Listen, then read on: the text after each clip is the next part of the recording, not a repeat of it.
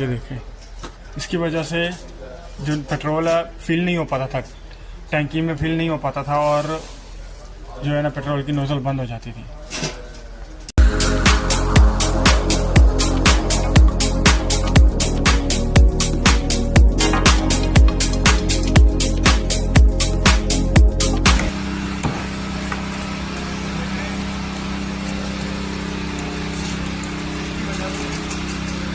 से जो है पेट्रोल एक तरीके से नहीं हो पाता था।